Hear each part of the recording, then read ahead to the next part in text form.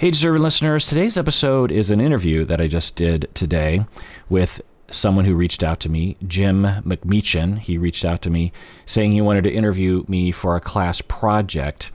And I normally don't agree to these sorts of things because I would be really strapped for time otherwise. And whenever I get emails of people asking me to do these kinds of things, I always feel compelled to do it. I'm a people pleaser along those lines. And I've also previously operated from the philosophy of never turn an opportunity down along those, or never deny someone help. Anyway, point is that if I agreed to do those things, I've found that I would not have time for the podcast, which kind of defeats the whole purpose, right?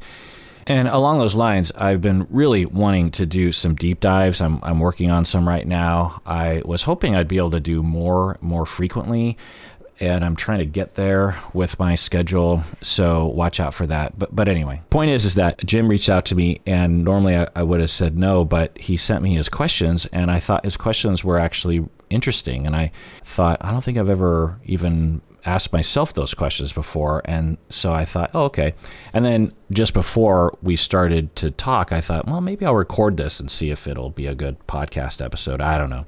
So that's what we're going to listen to. And at the end, I'm going, because it's only, I think, a half an hour interview. And at the end, I'm going to be reading some Patron emails. So let's get to the interview. My name is Jim McMeechan. I am a 46-year-old returning college student working on an English 101 project. You've been very kind to offer me some time to ask some questions to build a written profile. It's kind of like a written human interest piece. What other kind of challenges did young Kirk Honda have? The first thing I'll say, Jim, is I had a pretty cushy childhood. The fact that I am having a hard time coming up with even a halfway decent answer to your question reflects that. Well, so maybe it would be this. It would be insecurity. I know that a lot of other of my classmates were insecure as well, but I acutely remember feeling insecure. I don't know if that had to do with the fact that I was half Asian in an all-white community. I do remember feeling insecure and having a really hard time with public speaking, which is ironic because that's all I do now.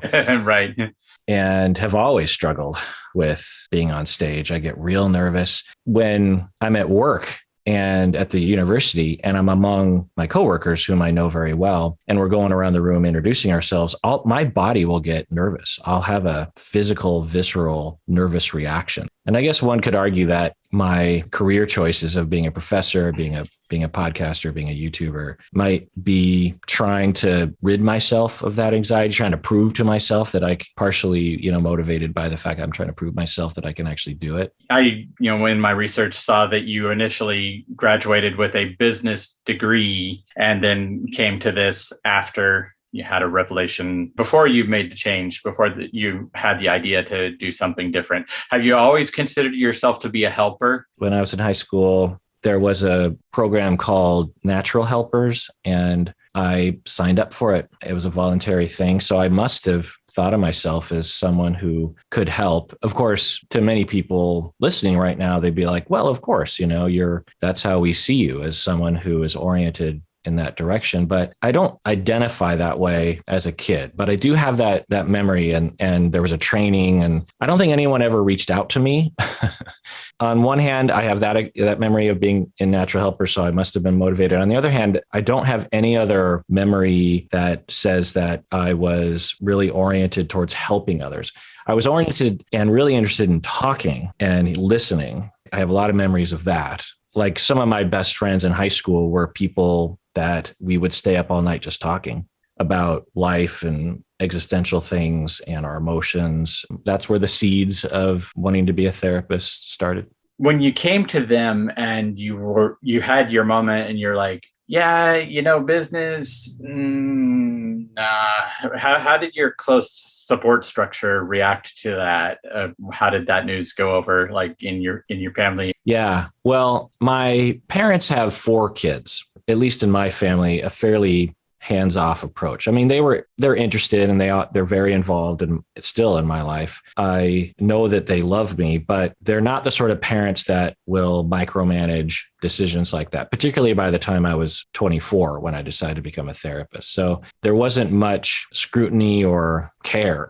It's like, well, you're a grown man and we've got other things to think about and 3 other kids. And I got a vibe that my family was like, really? You, a therapist? Like, because again, it wasn't my role in my family. A lot of therapists have a family role where they're the helper, they're the listener, they're the mediator. Maybe there was a little bit of that when I was growing up because, I'm a middle child, but there wasn't a lot of that. For years and years and years, I really, particularly in the beginning, really wanted my family to see me as my new identity, which was a therapist and a professor. I think it took them a long time for my family, maybe 20 years for my family to adjust to the new me. Because of course, for 24 years, they knew me as something else, but there was never any disapproval.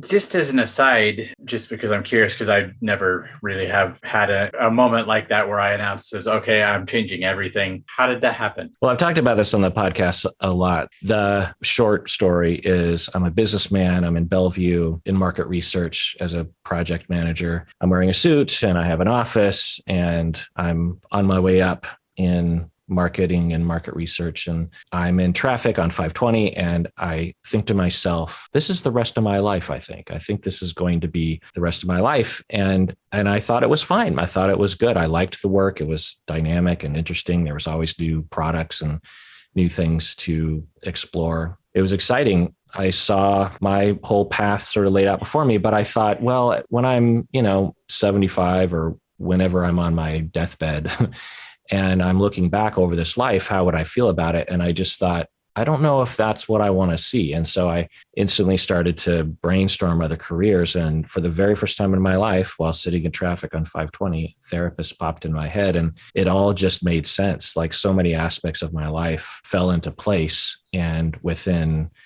a month or so, I was applying. And within a few months, I was actually in a program and all the rest is history. Is this how you came to football? I know you were quarterback. Where did you find your value while you were struggling to fit in with one side or the other of your cultural reality, I guess? Yeah, to clarify, I was middle linebacker and running back, not quarterback. I like to hit people hard, and quarterbacks get hit hard. They don't get to hit people. Right. Well, I benefited from a lot of aspects of actually fitting in spite of the fact that I often felt I didn't fit in. I was athletic. I grew up in this same little neighborhood my entire life, so I knew everyone really well. But I did feel like an outsider a lot because of being one of the only non-white people. And one of the things that I relied upon was I was really big. I was a very big child. As an adult, I'm 6'1", which isn't gargantuan. But as a kid, it was like I was 8 feet tall compared to a lot of my peers. When people would bully me or call me a racial slur or something, I would just pound them. Like there was this one time, and other big guys too. And there was this one time, another kind of big guy, and I'm pretty sure he was traumatized and being abused at home, looking back at sort of the little hints of that. So I'm sure he had a really rough life, but he called me a number of racial slurs, and it was 6th grade, I believe. And I just punched him once in the stomach hard, and he wasn't expecting it. And he just crumpled on the ground. And the teacher came around the corner and said, "What's going on here?" And I thought I was in big trouble. And then the kid looked up at the teacher and said, "Nothing, I just fell down." And I thought, wow, he's like protecting me from getting in trouble, like it's the warrior code or something. I never felt afraid, and I always felt really quite powerful. And when you're a kid and a boy in my neighborhood anyway, and you had physical power, it really was like a superpower, like no one could mess with you. Even the older kids wouldn't really mess with me. It wasn't like I fought all the time, but if push came to shove, I wasn't afraid of it. When my friends would be racist to me, I had a group of friends. I just remember them ridiculing me this one night. And I just kind of went along with it because I thought, well, that's what I'm supposed to do. That didn't feel good at all. I mean, it obviously stuck in my head, and it was, when I was probably like 14 years old. You know what I probably did, Jim, is I like joined the oppressor I don't know if I've ever thought about it that way, but I started making fun of myself with them and would say racist things against Asians with them as a way of trying to fit in with them. Mm-hmm. So that's also another thing that I did, I guess, which doesn't make me feel great, but there you go. Yeah, no, I could see how that would happen.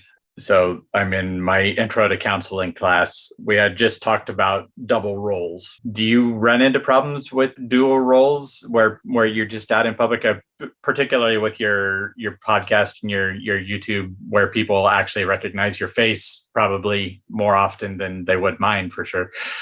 Do you have challenges with double roles that way? Yeah, it's a really huge topic and important topic.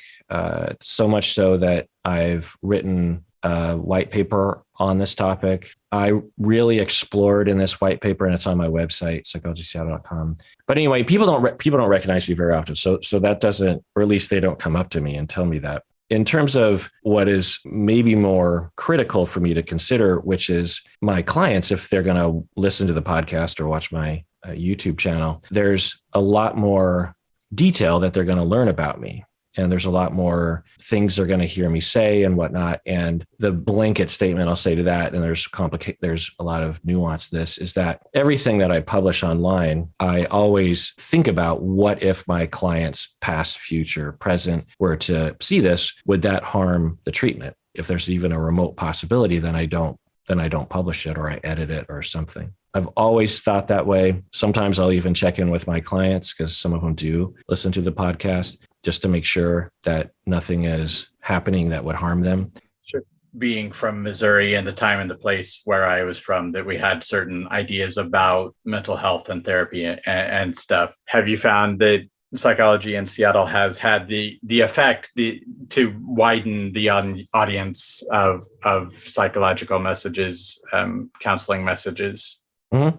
Yeah. One of the most gratifying things that I'll hear from listeners is things like, I was inspired to go to therapy because of your podcast. I was inspired to become a therapist because of your podcast. I have now learned about different theories that help me explain my needs and my traumas and the recovery. Your podcast has helped me understand why therapy didn't go well for me in the past, and maybe I should give it another try. I concluded originally that it was because therapy sucks or I suck or something. But after listening to your podcast, I realized me and my past therapist were just a bad match, or I didn't know what I wanted back then. So I'm going to go to therapy again. Yeah, absolutely. I mean, when I get those emails and comments, it makes it all worth it. Yeah, sure. The with your series is on like Married at First Sight and 90 Day Fiance, that you're trying to use those as an avenue to give the message in a different way. Would that be a correct assumption, I guess? Yeah. The principle that I've always followed since the beginning of the podcast was, if, as an academic and therapist myself, if I'm truly interested in making a difference in the world and spreading knowledge and compassion, then I have to go where people go. I can't just sit in my ivory tower at the university and publish journal articles that no one's going to read. I have to go to the public. If you were in the 1800s, you go to the town square. And if you're in 2022, you go to reality TV, because that's where people are. Sure, that makes sense. You're really great at catchy one-liners. Is this a natural gift? Is this something that you had to kind of develop into for purposes of, hooking people, for want of a better phrase, I guess? Is this something that just comes natural? And do you remember, if it is natural, your very first one-liner that you were like, wow, that was really good? Yeah, I, in high school, was known for doing this kind of stuff. I had a really good friend of mine who, he called them KKs, Kirk quotes.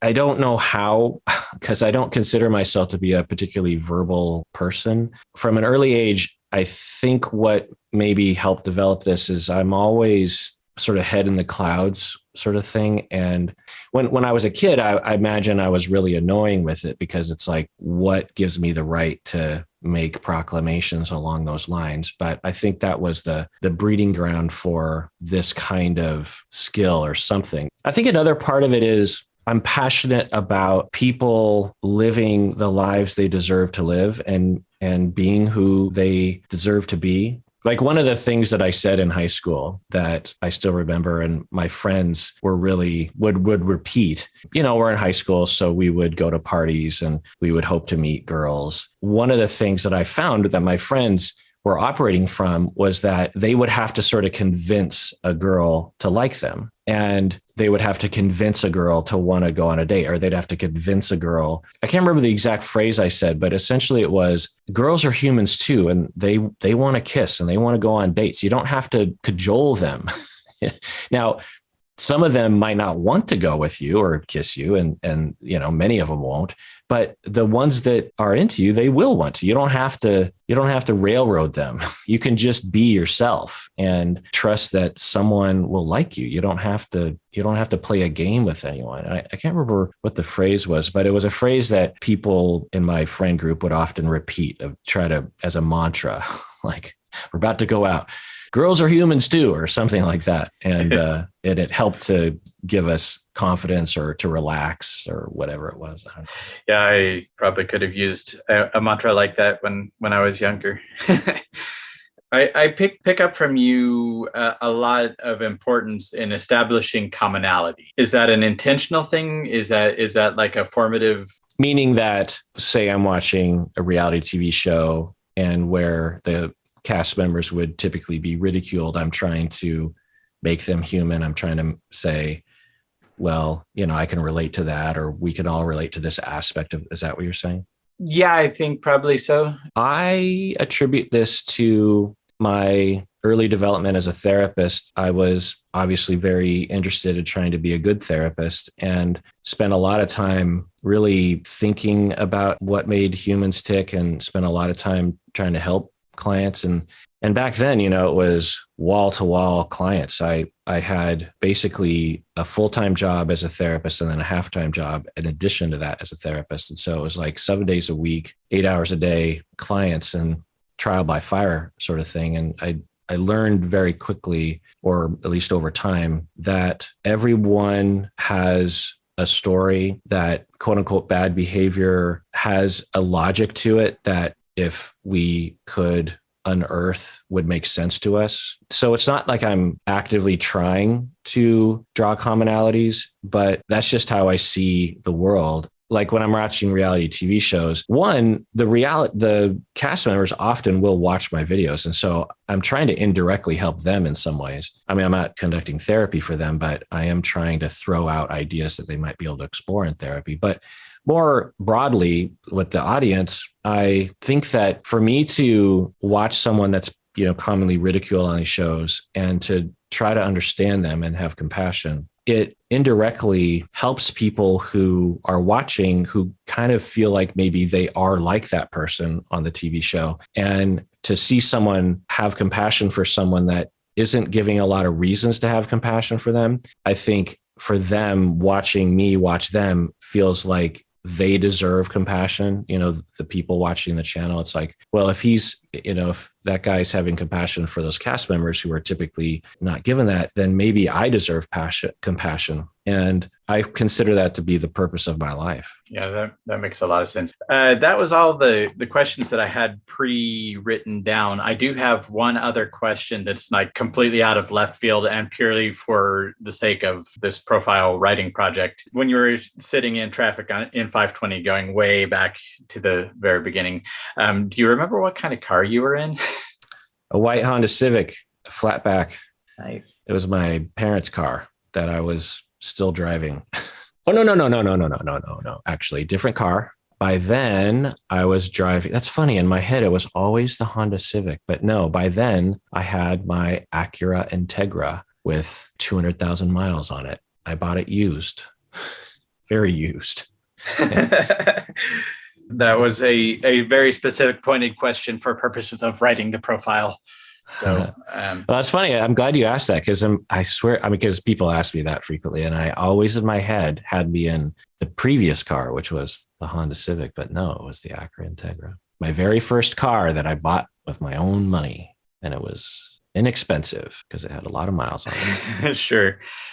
Well, I really want to take a second to thank you for allowing me to reach out to you this way, and on a personal and somewhat therapeutic level, this was a nice exercise for me to do, because I traditionally would have aimed really low, and the other people on this list, because I had to submit a list of 5 people and their social media, traditionally would have aimed really low, and not with someone such as yourself, who I think has a lot of respect and a lot of cachet out there, from the podcast and everything. But I it was very very important for me to reach out that way. Well, good, Jim. I'm glad for that. And I'll tell you the reason why I even agreed to do it was because when I looked at the first few questions that you sent me, I thought, wow, this guy actually is a thoughtful, interesting person. Because the questions, I thought, I don't think anyone's even asked me that before. I don't even know if I've asked myself those questions before. So you're a thoughtful, interesting person.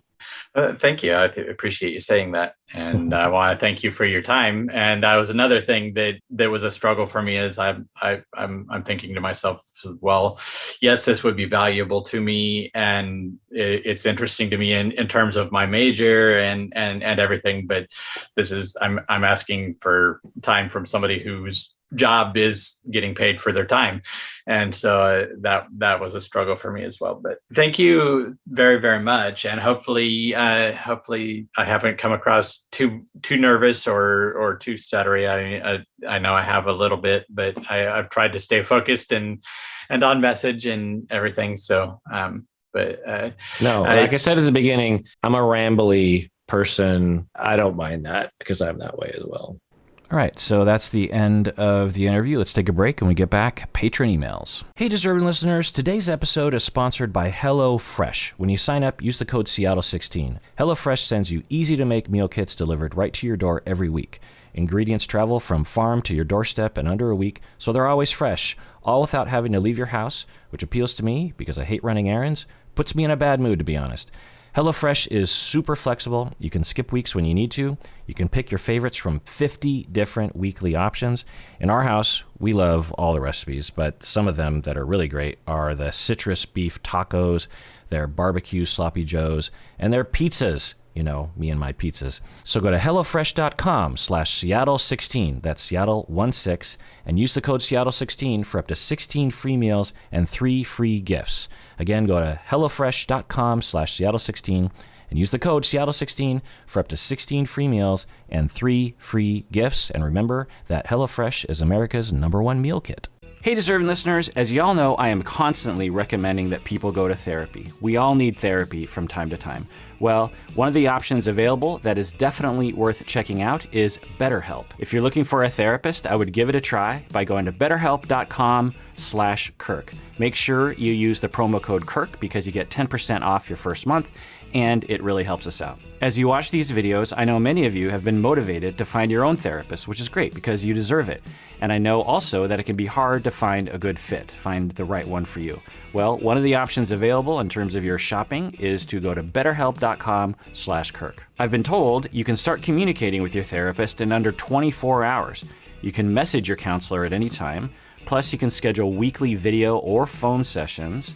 I've also been told that it's often less expensive than in-person therapy, and you should know that this service is available to clients worldwide. So go to betterhelp.com/Kirk to get 10% off your first month today.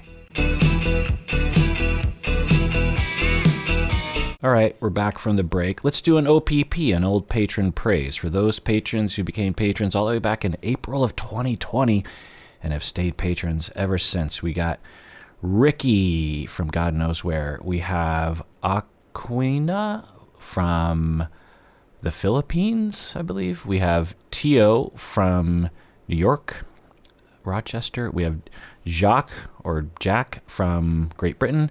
Shara from God knows where. Manuela from London, Great Britain. Michaela from God knows where, who I believe I've communicated with, not sure. Elizabeth from Lexington, Mass. Natalie, Sarah, and Bora from God knows where, and Gloria from Hong Kong. Thank y'all for becoming a patron and staying patrons through thick and thin. let's get to some up-tier patron emails. Well, actually, this first one is from Discord. There's a channel on Discord called Easy Pod Questions where it's just like little, one-off questions. And Hope says, Dr. Kirk, can you speak about the psychology of Light Yagami from Death Note? Everyone else seems to find him evil, but I find him extremely compelling. So my answer to this is I don't watch Death Note. I actually don't watch much anime at all. And I know that is weird given that I'm Japanese, but my generation didn't grow up with a lot of anime. I grew up with Star Blazers and certainly watched the crap out of that when I was a kid. I watched a little bit of it as an adult, and I'm just like, what is going on? But when I was 7, I loved this thing. And yeah, so I watched Attack on Titan the first season. I was just gripped. I mean, that show, the first season, I just couldn't believe how good it was. But yeah, I don't watch a lot of anime. If I were younger, I'm sure I would have, because for millennials in particular, I think you grew up with it just being a part of your life. All right, this next email is from one of the Facebook fan page admins, Nancy. She writes in and says, may I suggest adding trypophobia as a topic of interest in one of your podcasts? It's not officially in the DSM, but it should be. Why do you think we have an aversion to these things? Yeah, trypophobia, if you're not familiar, is the aversion to seeing, how do I say this without triggering people? Basically like a series of bubbles or holes, like a lotus root. And I have a mild version of this. I would say on the scale of it, I'm like 5-10%. But my wife has 100% trypophobia. And it's a fairly prevalent aversion, or phobia is kind of a funny word, because when we think of phobia, we think of like you're afraid of heights or something, you get anxiety. But trypophobia is more characterized as the feeling you get when people are nails on a chalkboard kind of a thing. Or for me, rubbing 2 pieces of styrofoam together actually gives me this really bad feeling. It doesn't destroy me, but when I experience it, I get kind of a chill in my spine, and I'm just like, ugh. But honestly, I'm guessing that if you just did it over and over again to me, eventually I'd just get used to it. But my wife with trypophobia, I mean, it is no joke. Early in our relationship, I learned that she had, that I was like, oh, we both have trypophobia. We both have this aversion to, if you don't know it, look it up. Just Google trypophobia. And I love Googling trypophobia because it instantly pulls up a bunch of things that will trigger people's trypophobia. It's like, Google, don't do that. You know what I mean? Like, stop. So in the early part of my relationship with my wife, I was like, oh, wouldn't it be funny, and I would see something that would kind of trigger me, and I'd be like, oh, that's that thing, look at that. And she would just go through the roof. I mean, it would ruin her night. And also to have me actually, put it in her face was very hurtful to her and bothersome to her. And I was like, oh, she's got it bad. So, yeah, you ask, Nancy, why do you think we have an aversion to these things? Well, we don't know why we do anything. So it's all just theories and hypotheses at this point. But it seems as though, and I've always thought of it this way, that we evolved to be afraid, or to have an aversion, at least some of us, to things that are at risk of harming us. And there are some animals that have patterns on their back, like there are certain poisonous frogs or snakes or something that will have a sort of dots to it. Like, think of a really warty toad. It seems to me quite possible that it's an ancient evolved aversion that was selected for because it saved people over those who weren't averse to those signals of venom and of poison and of predators and that kind of thing. But who knows, because we barely understand anything about us. So that's what I'll say about that. Famous patron Lyndon emailed in a long time ago, and I've been waiting to have a chance to actually read this email. I wanted to do it a lot more justice by looking into this, but I don't know. I feel like if I don't just answer this question, I don't think I'm ever going to get to it. Famous patron Lyndon, we call him famous patron because, why do we call him famous patron Lyndon? I think it's because he was around in the very beginning as a listener to the podcast and would email in, and then when he would comment on the Facebook page, people would be like, "Oh, is that famous patron Lyndon?" or something. Anyway, so he wrote in, and he always writes in these really excellent questions and worthy of deep dives. But like I said, I'm probably never going to get to this, so I thought I'd give it at least a shot here. He says, I think you did several videos a long time ago about alpha males and evolutionary psychology, and I remember you talking about how people might be confusing dominance with other things. Then I started to wonder if it would be a good topic to address, since it might be an opportunity to clarify the meaning of the relevant constructs, especially since they connect to multidisciplinary research. As usual, I have a lot of questions. To what extent is dominance orientation a biological endowment? Okay, just chiming in here. Yeah, so we have to ask ourselves, what do we mean by dominance, right? Of course, there's a connotation or a meaning or a usage of the term that is abusive, right? If someone is being dominant over you in a intimate partner relationship, or you have a coworker who is coercively or without consent dominating the situation, that is at the very least unethical, could be criminal, uncool at the very least. So sometimes that's what we're referring to. Other times we might be referring to situations where it's acceptable and maybe consensual for someone to dominate. Like if my wife and I are hanging out with her family, I'm going to let her and others dominate the situation because it's her family, it's not mine, and I don't know the landscape as well as she will, and I mean, I might even want her to dominate in that way.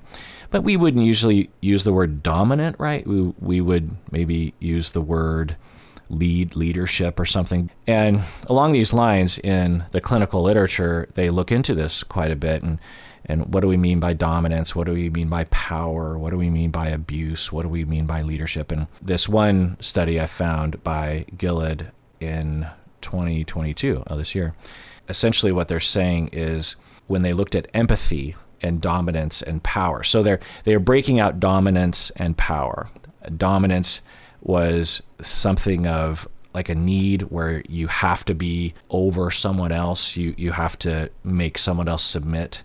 And whereas having power is someone who's a leader, right? Like if when I was a professor, I'm not teaching this quarter, so when I'm a professor, I have tremendous power, and sometimes I'll talk about that with my students because it's present, and why would you deny it? I can flunk a student. I can recommend the student be kicked out of the program.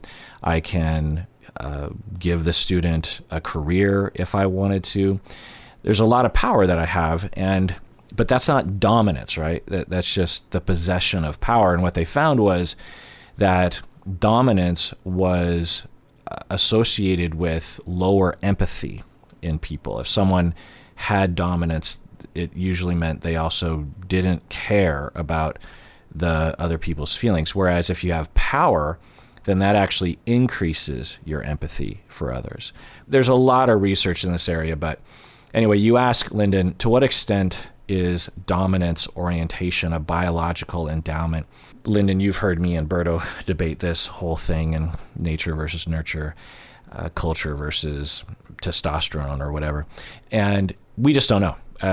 Is it a biological thing that some of us or some genders or whatever are more interested in power and dominance? Or are we taught that in order to be a proper so-and-so, a proper man, for example, that you must never be submissive and you must at the very least be neutral and at best be dominant, the alpha male, all that kind of stuff. It's really hard to tell. All I can say is that the discourse around such things on the internet in particular, but even in some academic circles, is ridiculous. And people that really understand these kinds of topics and how to evaluate human nature and personality and culture, what they will say is a lot of the claims are really what they call a just so story, meaning, I think it's Kiplinger anyway. It's this idea that when you have a bias or a narrative or a need to have a certain story be true, when you devise research and look at the data, your conclusions might reflect your bias, right? You're just telling yourself a story, and you might have even designed the research project to subconsciously or otherwise to tell you what you wanted to find.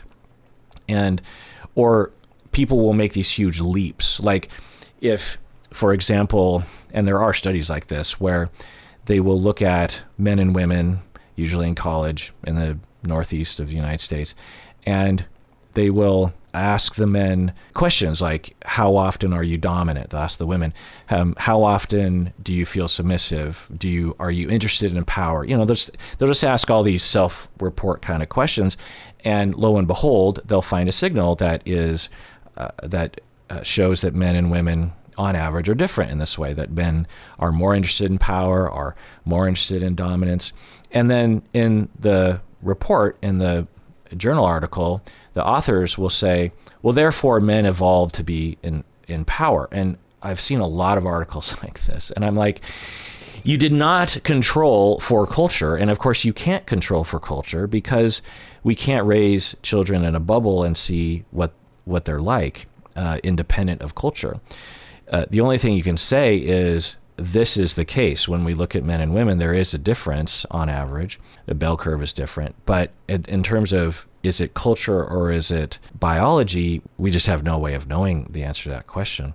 Because even if we found that over time, as feminism becomes stronger, equality increases, and freedom for people of all genders to be whoever they want to be increases, we might see that the dominance difference between genders might shrink over time. And so we might say, well, therefore it's not biology, it's culture, right? And that would be a strong data point. But at the same time, culture is also teaching us, it's not like we're returning to an acultural society where culture is always strong, particularly now, or maybe always. Anyway, so say 100 years from now, men and women, or all the genders, there's no difference between the hope for dominance or the tendency for dominance and power. And you could have a just so story where you're like, well, therefore power and dominance has always been cultural and it's never been biological. But at that time you could say, well, we have a culture that is trying to teach people to not exhibit dominance, or you're being a jerk face by trying to exert power over other people, particularly for men. It's a bad look for men. Who knows what 100 years from now will look like. But in that instance, we still won't know. And we will probably never know until we have, I suppose there could be an unethical society, North Korea or something, where they would literally experiment on hundreds of babies grown in different bubbles away from culture. And then you could compare everyone and raise them differently or something. But we're probably not going to see that. In the distant future, we will have probably the ability to model the human mind in a computer, and then you can experiment on that. But then there'll probably be ethicists that will say that's not okay, because you're basically creating a life and then you're torturing it on someone. Is it a biological endowment? Really hard to tell. All I know is, from my stance, to claim that it is a part of the patriarchy. Because of course it's very self-serving for men to say that they were born this way, right? It excuses their behavior.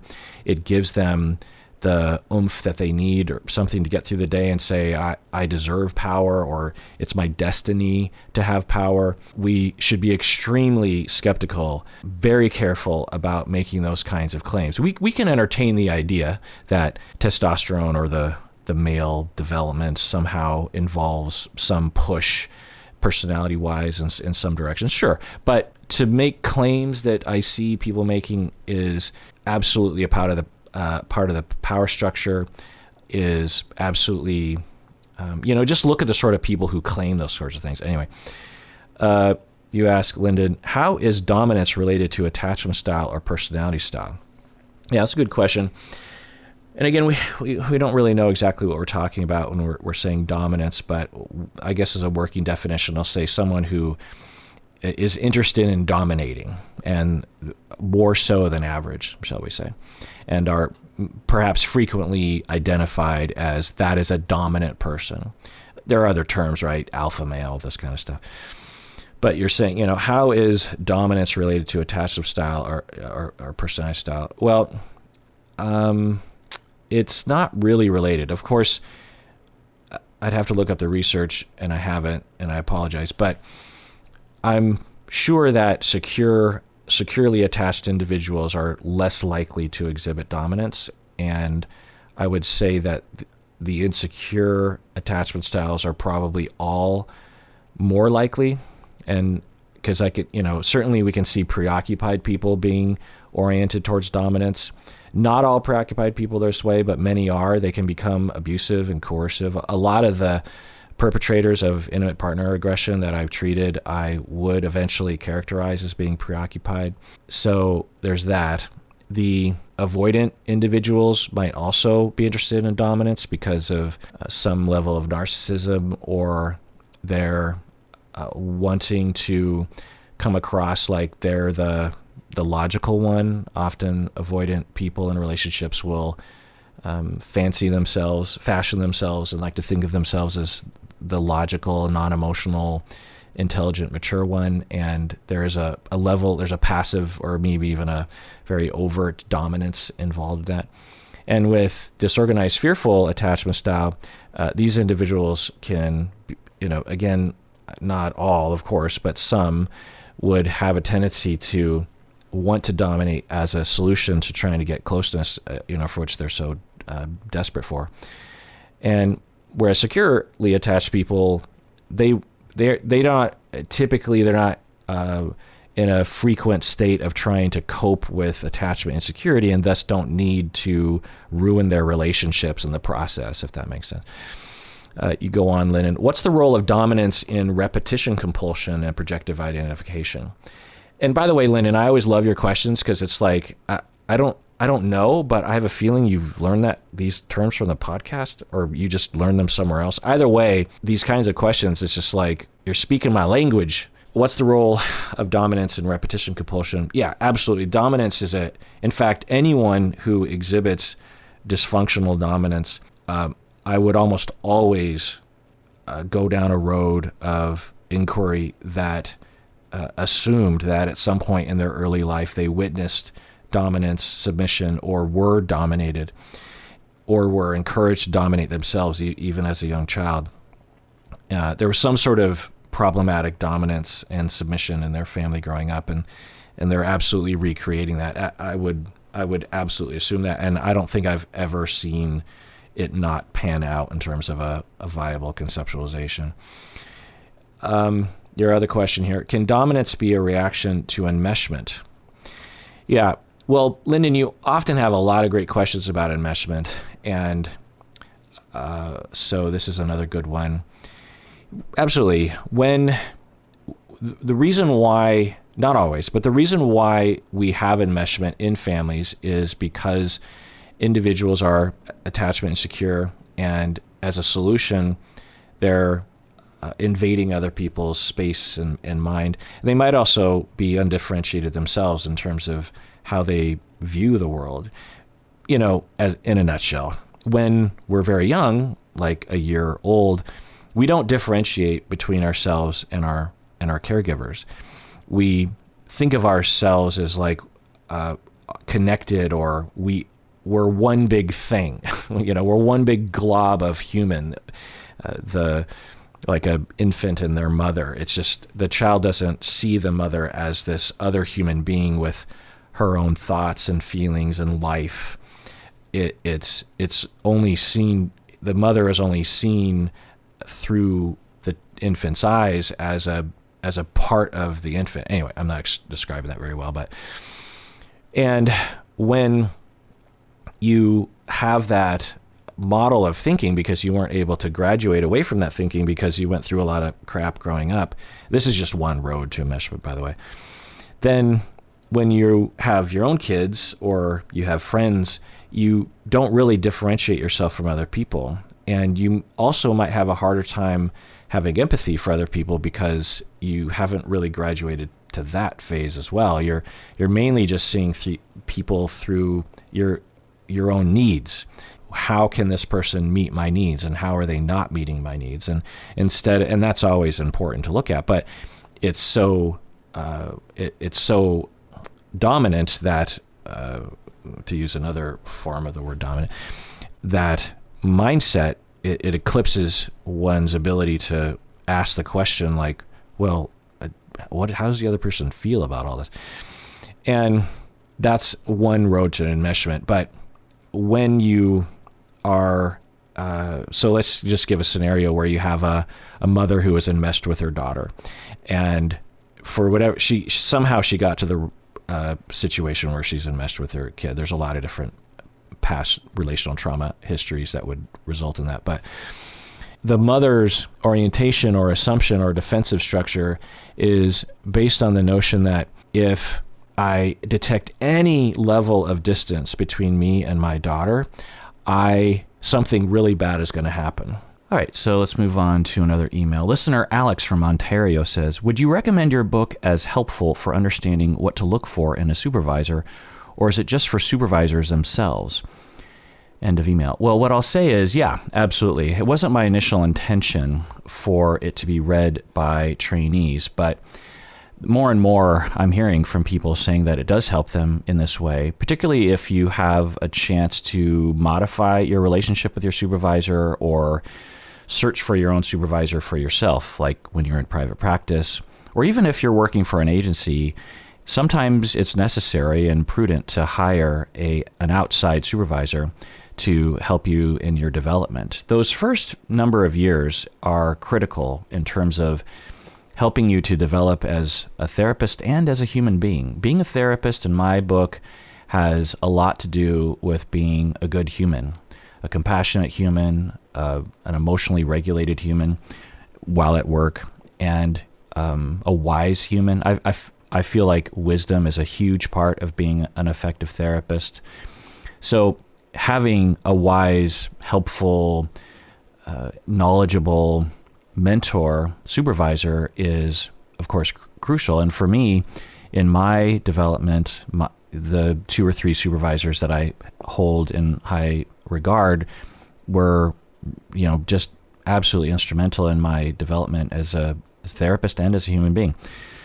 So the book could help you to look for certain things or engineer certain things within your supervisory relationship that could help your development. Absolutely.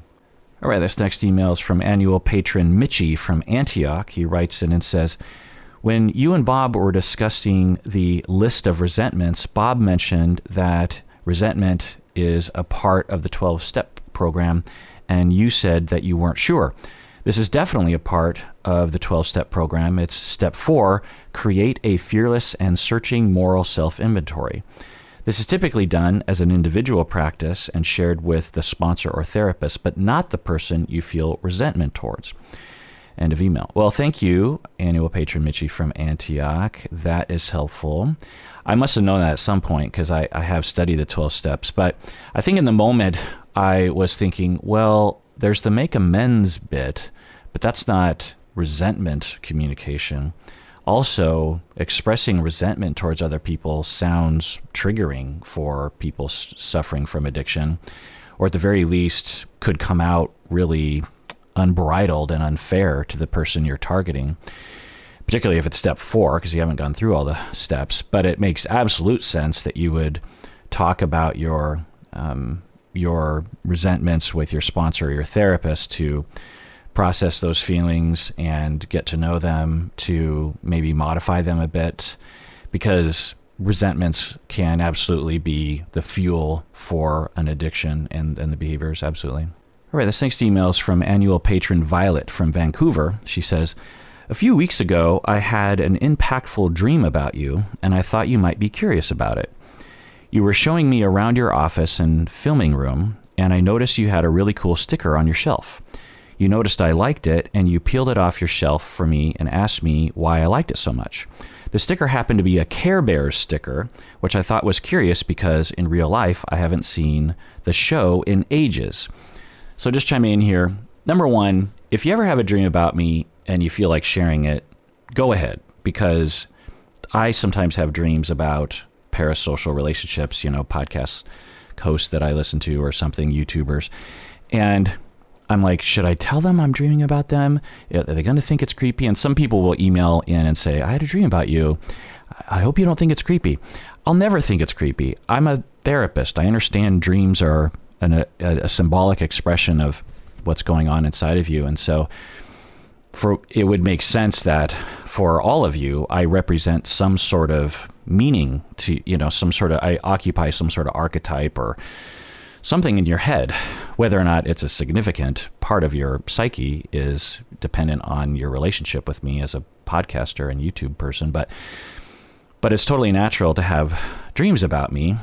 So I won't think it's creepy.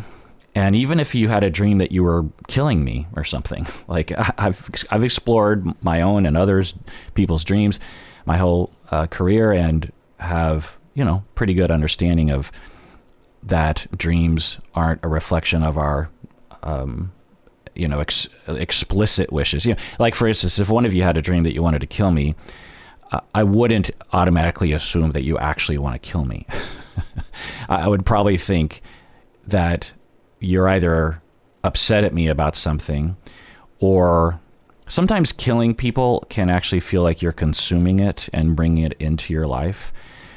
I would also go down a road of exploration of what do I represent to you and what are you trying to get rid of, that kind of thing. Anyway, so you can share that. The other thing I'll say, you don't have to, obviously, but don't feel like I'm going to be creeped out by it. And honestly, it is evidence that I'm meeting the purpose of my life, which is being a therapist, being a professor, being a YouTuber, being a podcaster.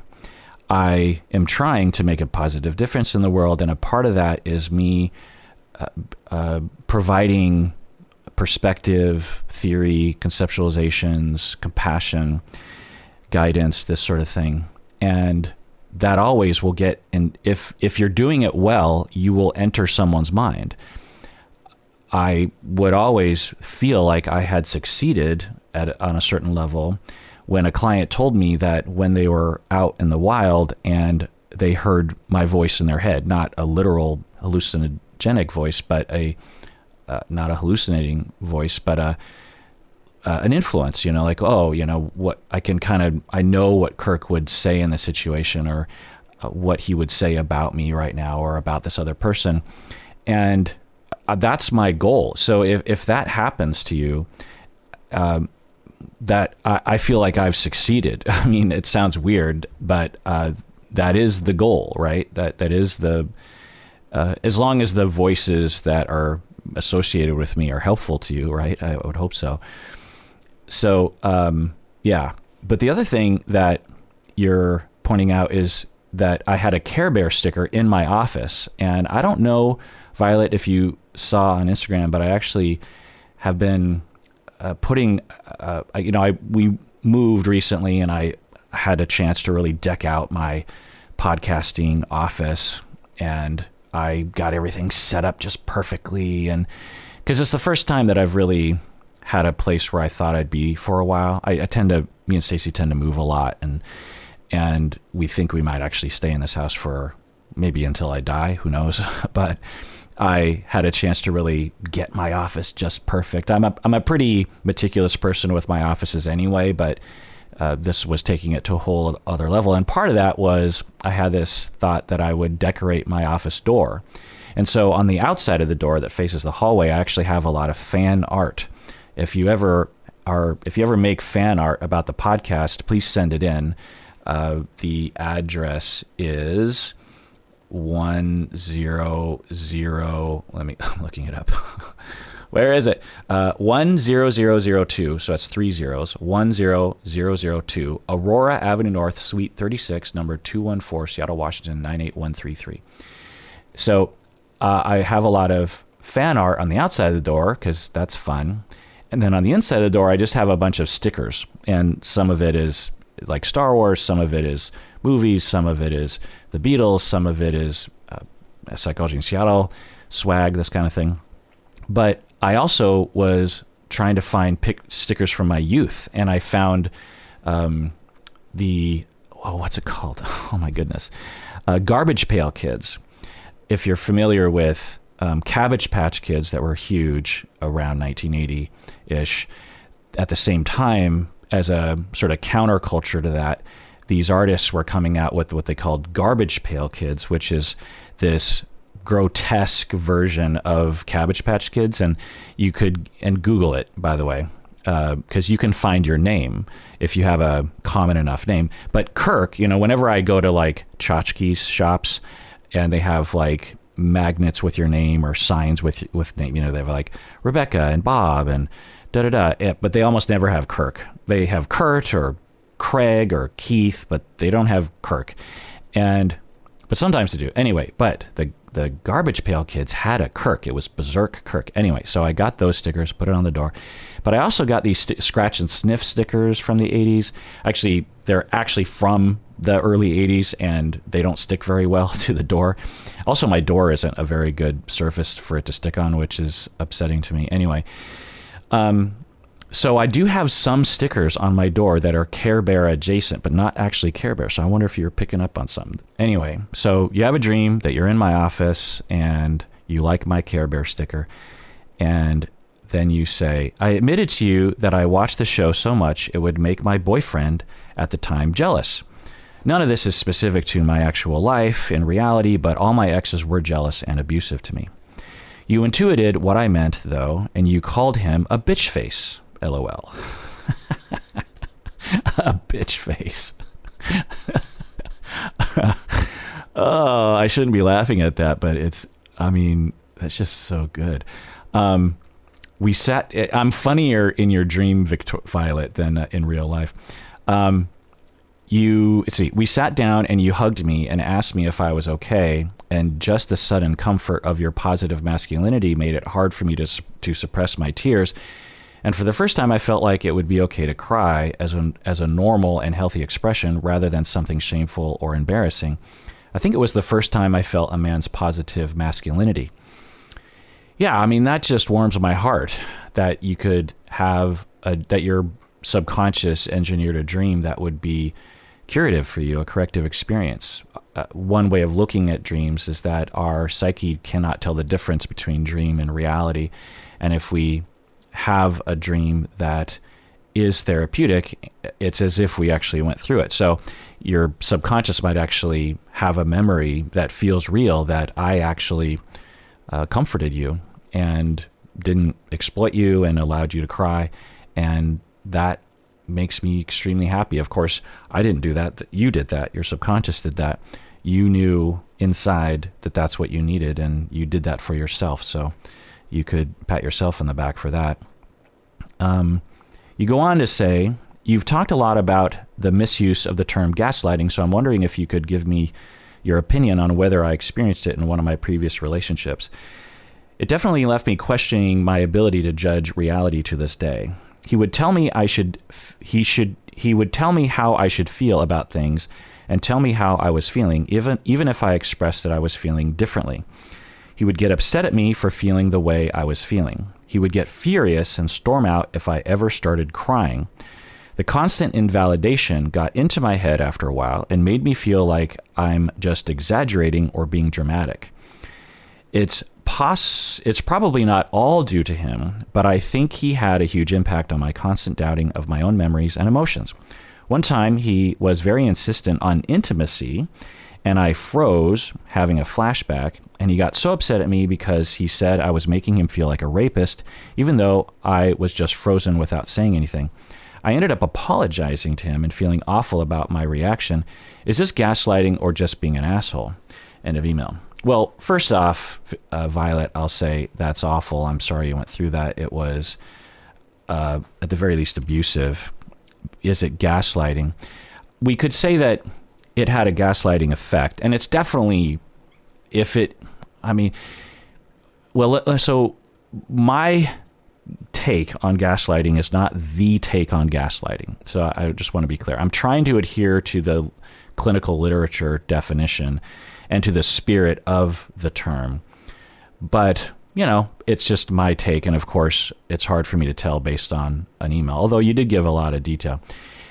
If I were to investigate it further with you, Violet, I wouldn't be surprised if I didn't conclude that this was gaslighting. But let's look at the markers of gaslighting that are present here. One, the most important, is that to this day, you still question your ability to judge reality. You still question your emotional reactivity. You still question your memories because of this experience. So that's a pretty strong indication that we would term it as gaslighting. Again, to apply a word like gaslighting, it's not like we're finding oil in the ground and we're saying, here's oil. Like it's just a way of describing something. I hope that makes sense. It's a subjective judgment call, I suppose. The nuances to this, Violet, is that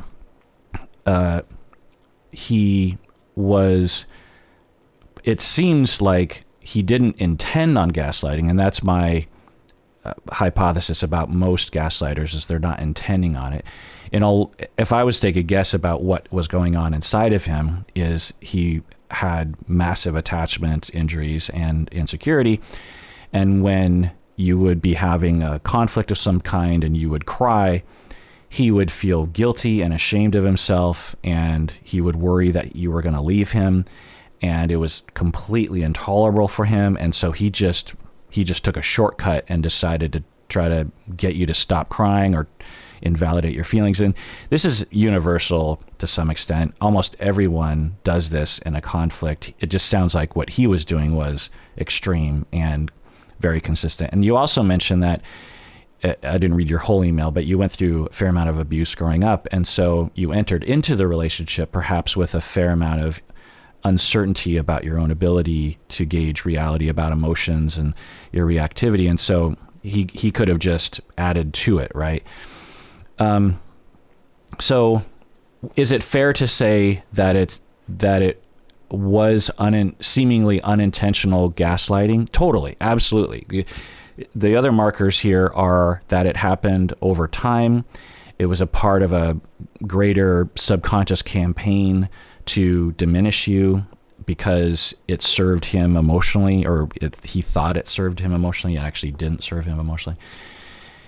It actually had the effect of making you question reality. So I don't know. The more I talk about it out loud, the more I'm going to say, yeah, absolutely.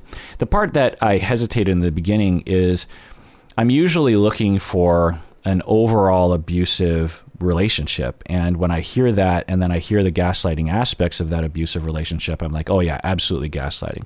And I didn't hear that in what you were saying. I'm not hearing that he generally was domineering to you or intimidating or violent with you or controlled you or coercive. So I'm not hearing that aspect of it, which is almost always present in what is termed gaslighting. But anyway, the more I talk about it out loud, it's like he, because of his reactivity, would perceive things in a way that would cause him to become, perhaps intimidating, at the very least domineering to you about your emotions, telling you that your emotions are wrong, telling you you don't know what you're talking about, telling you that you're dramatic, telling you you're ridiculous. And on the inside, you're like, it doesn't feel that way to me. It feels valid. I'm having an overwhelming physical reaction of sadness and hurt, and I think I have valid reasons for that, but he's, just beating me down. He's getting into my head. I'm starting to believe him. I already came into this relationship with a little insecurity about who I am and my ability to gauge reality, and he's really kind of confirming that. So maybe I don't know how to gauge reality. Maybe my tears are overly dramatic and ridiculous and manipulative, as he puts it. And so maybe I am in that situation. Again, the more I talk about it, yeah, it sounds abusive to me. And gaslighting, absolutely. At the very least, we can, regardless of what label we put to it, it's an awful experience, and it has you have a trauma syndrome related to that because of that relationship, right? So, whatever label we put to it, you deserve You deserved better, and you deserve to heal. All right, this next email is from upper tier patron Jules. They say, why do I feel triggered when people take credit for a work that was done collaboratively with me? I often just work really hard and hope that someone will notice my work, but I've noticed that some people will always highlight their work for credit or are always reminding people of their contributions. I'm non-binary, but was raised female and also East Asian. I don't know how much of this has to do with being raised female or being Asian, or whether it's just a me thing that I need to work on. What is your take on this? Well, Jules, hard to know. It's a complicated thing, but I imagine, so these are the questions to explore. Let's talk about sexism. If you're raised female, you're socialized perhaps with this notion that you don't matter, and in the workplace, and that men matter more, and in the workplace, it's very obvious that these kinds of biases are present. For example, for me, when I'm at the university, men are listened to a little bit longer. They tend to pontificate more. There's, mansplaining, that kind of thing. There's more regard for what men will say. Even among therapists, my colleagues mostly are therapists. They're extremely aware of sexism. And yet it's hard to get out of that mindset. There's an entitlement that men will exhibit. They just feel more entitled. There's also a pressure put on men to assert themselves and to be dominant and smart and wise that women don't necessarily have in the same way. So there's that. And when you're at work and you have someone that takes credit for your work, it's possible where, one, you think, well, that's just the way of the world. I'm supposed to do that. Two, you might refrain from taking credit yourself and making sure that that's well known, or telling the person that's taking credit for your work that they should shut up. Also, if you do take credit for your work, people might not really regard it. Also, they might think that you're being braggy. This is a different characteristic, but when a woman is assertive, she's seen as bossy, whereas when a man is assertive, he's seen as manly and competent, and on average. And that's a pretty awful thing for women, right? It's like, so for me to be good at my job, that makes me a cold-hearted bitch. Like, great. Whereas when a man is good at his job, he's just a really good worker, or he's just really smart, or he's very accomplished or something. And you're just like, how does that work out? So there's all that.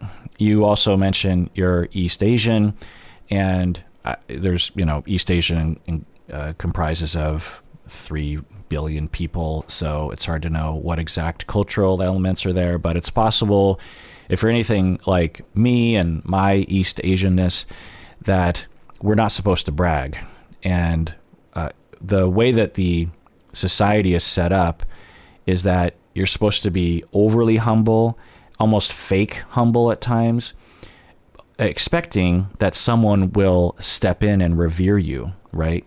So in East Asia, you might find that there are times when you will be, at least in Japan anyway, you'll be humble and you say like, there's a big success that you pulled off. And at work, you have this urge that you want to say, oh my God, I succeeded, but you don't, because that's braggadocio and you're never supposed to do that. And so you downplay it, but you might kind of signal a little bit.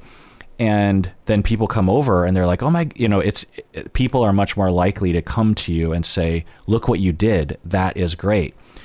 Whereas and I'm generalizing here, and then you're supposed to say, no, I was lucky, but it's all kind of understood that you appreciate it and you actually are proud of it anyway. And there's a lot of variance in Japan. Point is that it's possible that you have that kind of mindset. Also, if you're in a society that is predominantly not East Asian, you could be oppressed for that reason and downplayed for that reason. So there's that. But your question, Jules, is why do I feel triggered when people take credit? That sounds to me like you've had it happen way too often or too intensely. And the triggering is evidence that you've been stomped on a lot and you're getting angry. And I would explore that anger because that might actually be justified. What is the anger telling you? What is your triggering wanting you to do? What does your body want to do? Explore that because there might be healing in that and justice. All right, this next email is from anonymous upper tier patron. She says, I suffer from a schema of worthlessness, preoccupied attachment, and almost a complete lack of self due to early childhood experiences. Through lots of therapy and your material, an inner self is emerging. But the emotions and desires my deeper self still feel quite unclear. But my emotions and desires of my deeper self still feel quite unclear, and more alarmingly, they also feel wrong, in the sense that a stronger logical self that's in charge day to day seems to be in disagreement or looking down on or rejecting the desires of my inner self as stupid childish fancies. This causes some psychological pain, and I feel like I can't do this. Is it even worth it to keep trying to figure out and follow the desires and feelings of the inner self, and how? What if I don't think I want to live the life my inner self wants? End of email. Yeah, this is something that I probably should talk about more often, which is, as you know, anonymous up to your patron, the search for the connection with the self. The self is in there, and connecting with that is critical to living a life that is incongruent with your needs. Because in order to know what you need, to know what you want, you have to be in connection with your core. And if you're denied that early in life, then you have to endeavor to make those connections as an adult. And it takes a long time. And it's a practice. You have to continually ask yourself, what do I want? What do I feel? You have to be in a secure relationship where people care about that kind of thing and you feel safe. So you're doing all that work. But a part of this that I don't often talk about is that there can be a fair amount of distress involved in that. One, you could discover as you start to notice what you need and what you want, that you don't want anything of your life. You don't want the job you have. You don't want the marriage. You don't want the kids. You don't want anything. And that's terrifying, right? And I've been with clients as they go through that.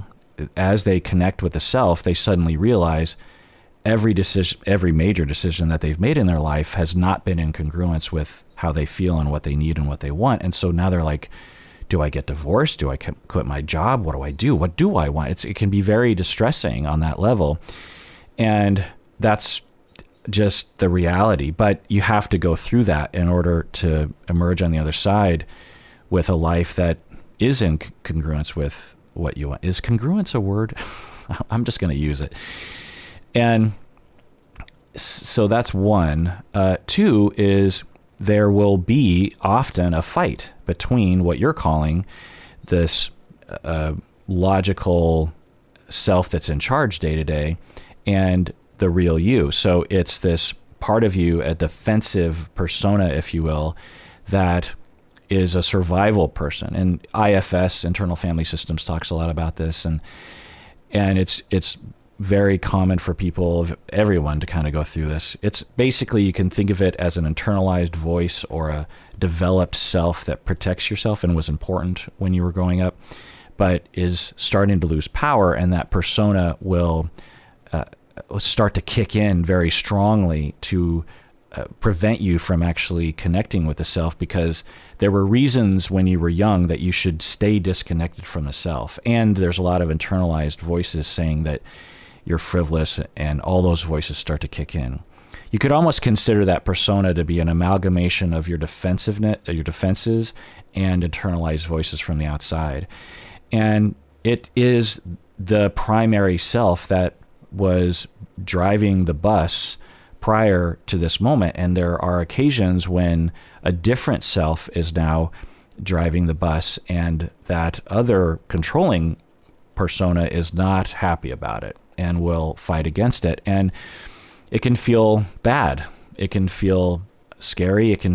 And that persona has some meaning. So, and this is all involved in IFS and parts work and Gestalt and psychodynamic therapy. But the path forward is to get to know that defensive, you could call it like your logical self or your well put together self or something, some kind of label. And that's a part of you, and it's a good part of you. You don't have to reject it. It doesn't always know what's best for you, but it does sometimes know what's best for you. And you want to get to know it and say, hey, I'm with you. And in Gestalt work, you would actually have an empty chair where you'd actually talk with that part of you and get to know it and negotiate with it. You don't actually have dissociative identity disorder, but it can be a symbolic way of processing that part of you. So there's that. But you ask, is it even worth it to keep trying to figure out, what if I don't think I want to live the life my inner self wants? Yeah, I mean, those are big questions, and the way to look at it, because I didn't read your whole email, but you were saying you were like 10 or 15% in connection with yourself. And the way to think about it is like, you don't have to make any choices. And this is what I say to people as they start to have that distress. I just say, there's a part of you that, and I hope you're in therapy. Yeah, you're in therapy. That when you have these thoughts of, well, maybe I never myself wasn't involved in my marriage, for example. Does that mean I have to get divorced? And what I'll say is maybe, but you don't have to. Just because you're getting to know your core feelings doesn't mean you have to take an action today or even this year. Like, just take it slow. You'll figure it out eventually. And oftentimes what I'll find is those initial questions that people have, like, do I want to be married? They often do get resolved into the yes category, where people will initially be like, wait, I never actually asked myself if I wanted to be married this person. I don't want to be married this person. And then, fast forward a few years and they're like, actually, no, there were feelings. I just wasn't in connection with them that were a part of me that did want to be with this person. It's just different now that I'm actually having the freedom to say yes or no to this. And it kind of freaked me out in the beginning. The last thing I'll say is that these questions, anonymous upper tier patron, might be emerging within you as a last-ditch effort of that logical self trying to stop you. It might be trying to sabotage your growth by introducing catastrophic notions of disaster as you further go down this road. That's usually the case, because there's nothing at stake, really. I mean, if you have suicidality or something, obviously that would be concerning, and maybe you would slow down if it was associated with this work.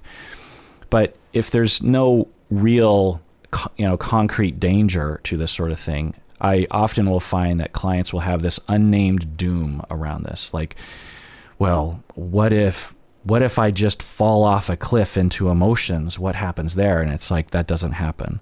And people say, well, what if that's actually a frequent feeling. It's like, if I actually get in connection with my feelings, I'll never stop feeling feelings, and I'll just be an emotional wreck for the rest of my life. And that is not true. That is a notion from the logical self, quote unquote logical self, defensive self, that's trying to scare you. It's saying, if you go further, you're never going to come back. And that's just not true. I mean, there's exceptions to that, I suppose, if there's trauma involved and triggering, of course, but you still wouldn't cry for the rest of your life. It's a notion that kept you from feeling emotions when you were young, because you needed several mechanisms inside of you, rational or irrational, to stop you from feeling, because to have feelings meant bad things would happen to you. So that's what I'll say about that. But I'm glad that you brought this up, because, I often talk about connecting with the self in this all positive way, and it's not. It definitely is not. It has its trials and tribulations. All right. Well, I got through, I believe, every single upper tier patron email, or at least the upper tier patron emails.